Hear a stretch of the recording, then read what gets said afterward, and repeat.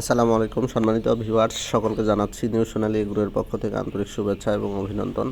দর্শক, আপনারা জানেন আমাদের নিউজ সোনালী এগ্রোতে বর্তমানে একটি গাভী এবং একটি বাছুর রয়েছে।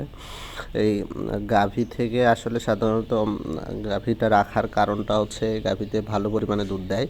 মূলত আমাদের এই শেডটাতে প্রায় 10 থেকে 15টির মতো গরু ছিল, বাট এখন আমাদের হচ্ছে যে হাঁসের বাচ্চার সিজন বা সেই কারণে আমরা হচ্ছে যে গরুগুলো রাখিনি, শুধু একটি গরুই রয়েছে। আজকে আপনাদের দেখাবো আমাদের যে এই গরুটিতে আসলে কতগুলো দুধ দেয় সেটা আপনাদের বিস্তারিতভাবে জানাবো।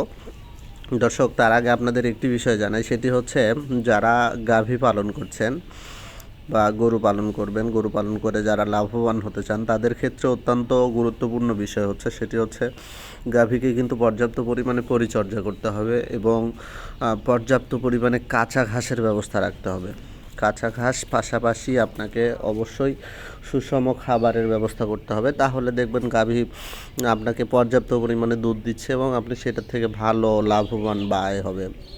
দর্শক, আমাদের যে একটি গাভী রয়েছে, গাভীতে প্রতিনিয়ত প্রায় সকালে 5 থেকে 6 লিটারের মতো দুধ হয় এবং বিকালবেলা 2 থেকে 3 লিটারের মতো দুধ হয়।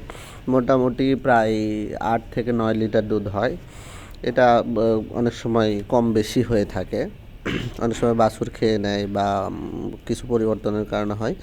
এদিকে যিনি দুধ দহন করছে উনি আমাদের হচ্ছে যে দুধ দহনের পরে হচ্ছে যে এখান থেকে বাচ্চা দুধ অবশ্য নিয়ে যায়, উনি কিনে নিয়ে যায়।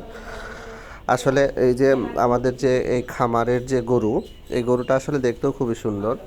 মূলত কথা বলতে বলতে আমাদের কিন্তু হচ্ছে যে দুধ দহন করা শেষ। দুধ দহন করা শেষ হওয়ার পরে যিনি দহন করেছেন উনি মূলত দুধ পরিমাপ করা শুরু করলো। যদিও ওনাদের মগটা অনেক বড়, তারপরে পরিমাপ করা শেষ পর্যন্ত দেখা গেল প্রায় 5 লিটারের মতো আজকে দুধ হয়েছে। যাক, আলহামদুলিল্লাহ, যেটা হয়েছে সেটাই ভালো।